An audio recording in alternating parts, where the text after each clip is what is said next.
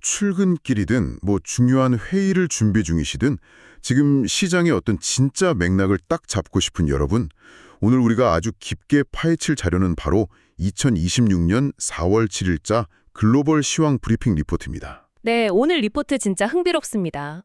겉보기에는 시장에 엄청난 축제를 벌이는 것 같은데 데이터 밑바닥을 보면 완전히 다른 이야기가 숨어 있거든요. 맞아요.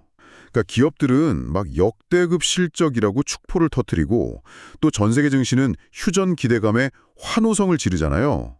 근데 정작 개인 투자자들은 가장 안전하다는 우량주를 막 던져버리고 변동성이 극심한 3배수 레버리지로 불나방처럼 뛰어들고 있단 말이죠. 거기다 국제유가는 또 무서운 속도로 폭등하고 있고요.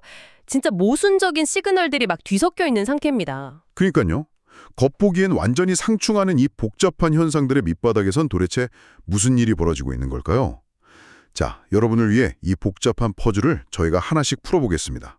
먼저 가장 눈길을 사로잡았던 어제 국내 증시 이야기부터 해보죠. 네, 어제 장은 사실 표면적인 뉴스만 보면 환호해야 마땅한 날이었거든요. 단연 삼성전자의 역대 최대 그 깜짝 호실적 발표가 있었으니까요.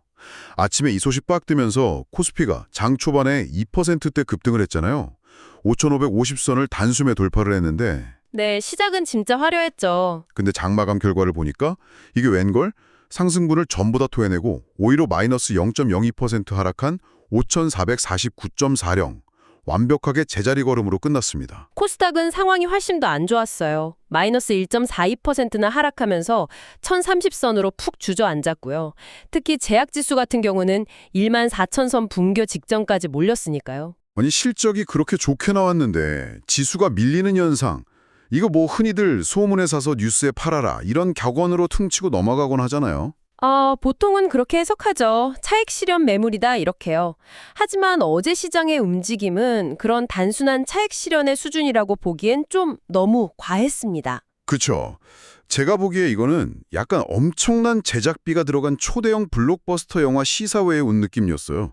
주연 배우인 삼성전자가 스크린에서 막 역대급 명연기를 펼치고 있는데 정작 영화가 끝나기도 전에 관객들이 주섬주섬 짐 챙겨서 비상구로 다 빠져나가 버린 꼴이잖아요. 왜 갑자기 다들 발을 빼는 거죠? 비유가 진짜 기가 막히네요. 근데 실상은 그 영화 자체, 그러니까 삼성전자의 실적 문제가 아니라 극장 밖의 상황 때문이라고 보셔야 합니다. 국장 밖의 상황이요? 네. 관객들은 이미 극장 밖에 거대한 폭풍이 몰려오고 있다는 재난 문자를 휴대폰으로 다 받은 상태인 거죠. 어제 데이터를 자세히 뜯어보면요. 개인 투자자들은 순매수를 했어요. 개미들은 샀죠? 네, 그런데도 코스닥에서 서비스업 섹터가 무려 마이너스 4.31%, 비금속 광물이 마이너스 2.56% 폭락했습니다. 이건 뭘 의미하냐면 시장 기저에 아주 짙고 무거운 거시 경자적 불안감이 깔려있다는 증거거든요. 그러니까 시장을 주도하는 스마트머니나 기관들이 매수 버튼에서 아예 손을 떼고 관망세로 돌아섰다는 말씀이시죠? 정확합니다. 기대감 소멸에 따른 매도세도 있겠지만 본질적으로는 다음 악재가 터지기 전에 일단 현금을 좀 확보하자는 심리가 시장 전체를 짓누른 겁니다. 삼성전자라는 엄청난 호재조차 방어막이 되어주지 못할 만큼 시장 심리가 얇은 살얼음판인 거죠. 잠깐만요. 그렇다면 국내 증시를 짓누르는 그 극장 밖의 폭풍, 그 정체를 좀 찾아봐야겠네요. 결국 우리 기업들이 물건을 내다 파는 바깥 세상, 글로벌 거시경제 흐름을 봐야 하는데 여기서부터 아주 기이한 디커플링이 목격되잖아요. 네, 맞습니다. 당장 미국과 유럽 주식시장만 보면 분위기가 아주 좋아요. 그렇죠. 미국이랑 이란 휴전 가능성, 또 우크라이나 평화협상 기대감 이런 것들 때문에 나스닥도 0.17% 오르고 유럽 DAX 지수도 0.8% 가까이 상승했거든요.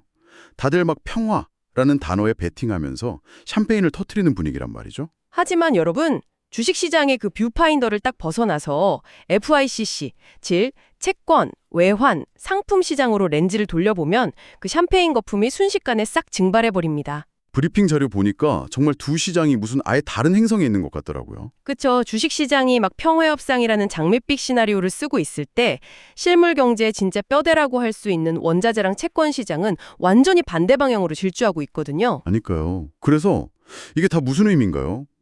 WTI 원유 가격이 트럼프 전 대통령 발언이랑 지정학적 불안 때문에 하루 만에 $2 넘게 폭등을 했어요.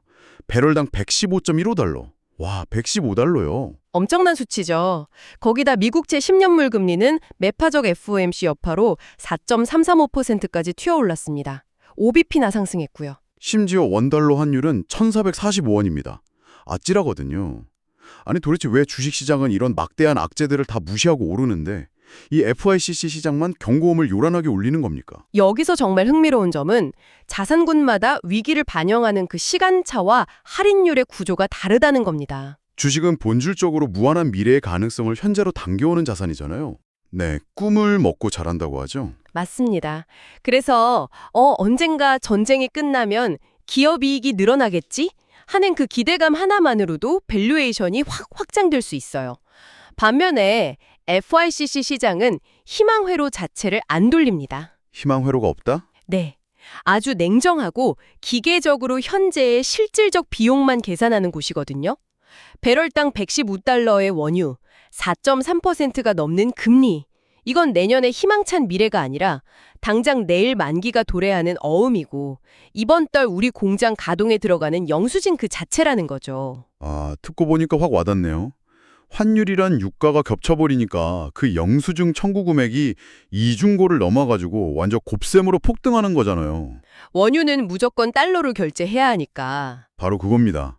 115달러짜리 비싼 기름을 1,445원이라는 이 미친 환율로 사와야 하는 상황. 원화로 환산하면 기업들 체감 수입 물가는 기하급수적으로 치솟을 테고 물건 만들어서 팔기도 전에 이미 마진이 싹 다 녹아내리는 거네요. 네, 그 메커니즘이 바로 국내 실물 경제를 지금 타격하고 있는 핵심 경로입니다. 오늘 자료에 등장한 아주 뼈아픈 데이터가 하나 있죠?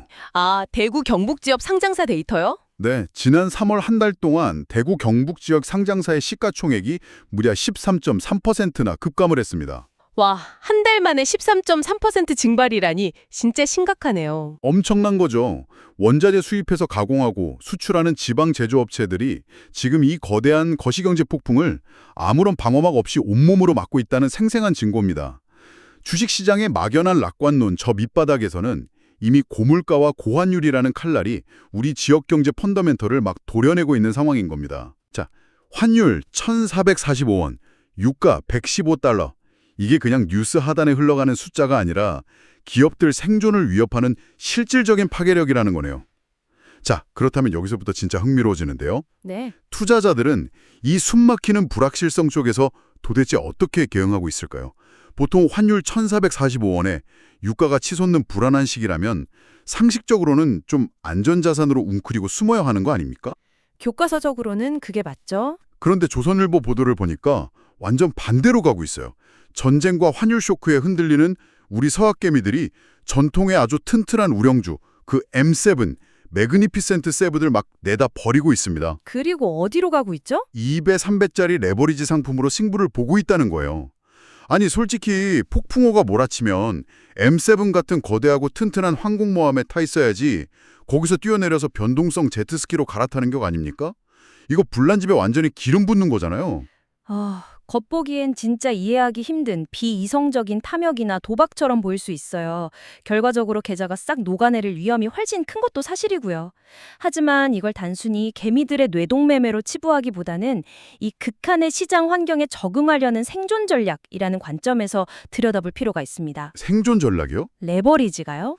네, 지금 서학개미들이 처한 환경을 수학적으로 한번 역산해보죠. 1,445원 환율에서 미국 주식을 들고 있다는 건 나중에 환율이 1,300원대 초반으로 정상화될 때 무조건 10% 이상의 환차손을 확정적으로 겪어야 한다는 뜻입니다. 그러니까 내가 산 주식이 가격이 올라도 나중에 원화로 환전할 때 달러 가치가 떨어져 있으면 그냥 손해를 본다는 거네요? 실질 화폐 가치도 계속 떨어지고 있잖아요. 이런 샌드위치 압박 국면에서는 M7 같은 대형 우량주가 1년에 한 10%에서 15% 정도 안정적으로 올라주는 그 수익률로는 환율 손실이랑 물가 상승분을 도저히 방어할 수가 없는 겁니다. 와, 듣고 보니까 진짜 무서운 상황이네요. 어설프게 방어하다가 가랑비에 옷 젖어서 계저가 말라 죽느니 차라리 구조적 리스크를 단번에 뛰어넘을 수 있는 압도적인 초과 수익률, 그 레버리지로 승부를 보겠다. 네, 일종의 아주 극단적이고 필사적인 해칭 수단으로 변질이 된 거죠. 얌전히 있으면 어차피 굶어 죽으니까 차라리 맹수 사냥에 나서겠다. 이런 처절한 논리군요.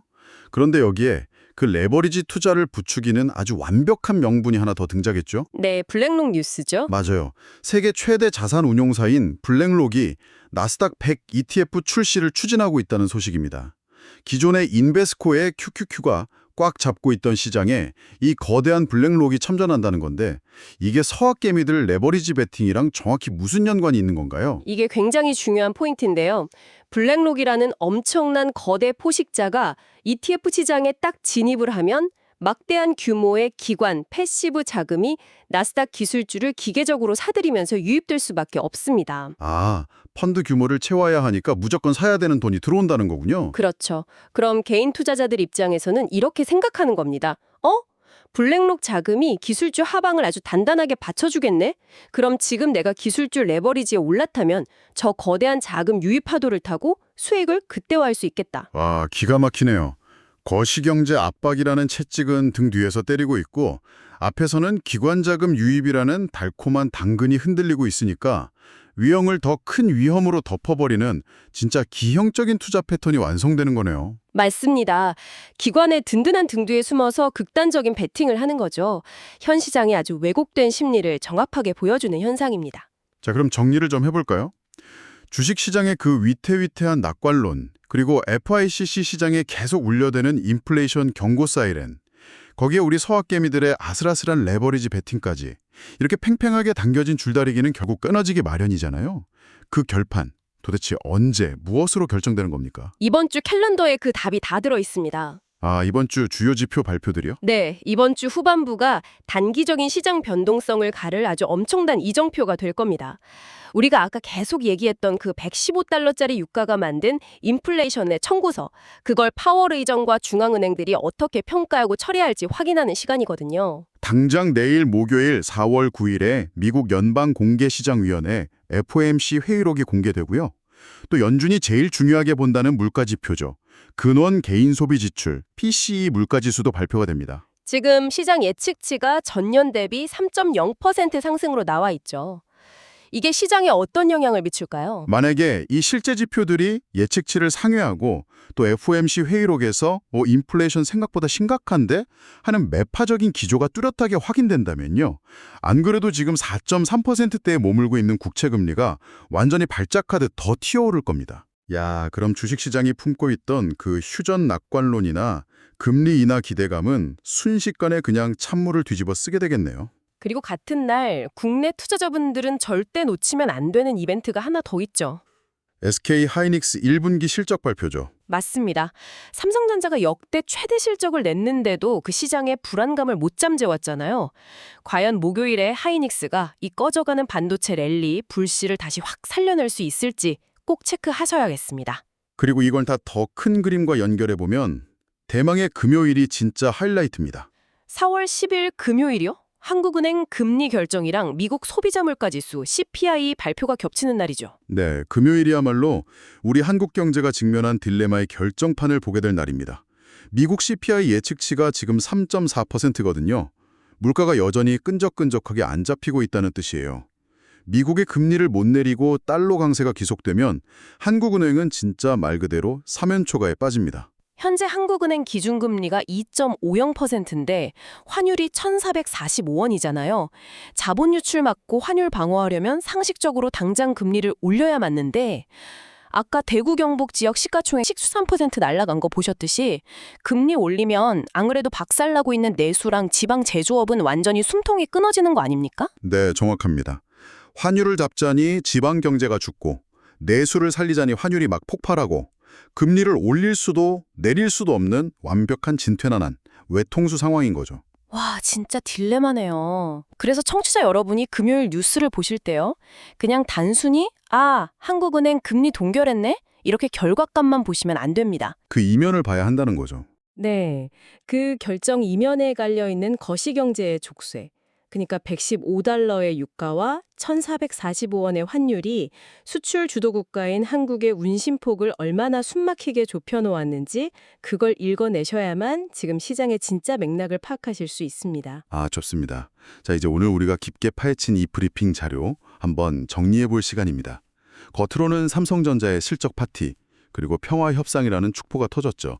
하지만 그 이면에는 115달러 유가와 4.3% 국채 금리라는 차가운 현실이 도사리고 있었습니다. 네, 실물 경제를 위협하는 진짜 폭풍이죠. 그리고 이 모순적인 압박 속에서 우리 투자자들은 환손실과 물가를 이겨내기 위해 레버리지라는 엄청나게 위험한 무기를 쥐고 필사적인 생존 투쟁을 벌이고 있다는 거 오늘 확인했습니다. 맞습니다. 시장은 항상 이렇게 엇갈리는 시그널로 우리를 혼란스럽게 만들거든요.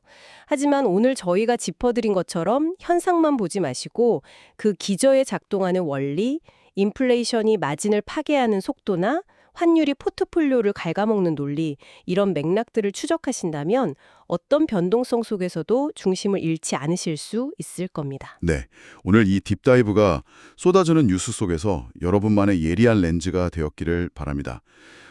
그리고 여러분, 제가 오늘 자료를 다 읽고 맨 마지막 장을 딱 덮으려다가 진짜 기묘하고 섬뜩한 숫자 하나를 발견했거든요. 아, 어떤 숫자죠? 보통 금융 시스템에 막 위기가 올 때 사람들이 가장 먼저 달려가는 전통적인 최고 안전자산이 뭡니까? 바로 금이잖아요. 그렇죠, 금이죠.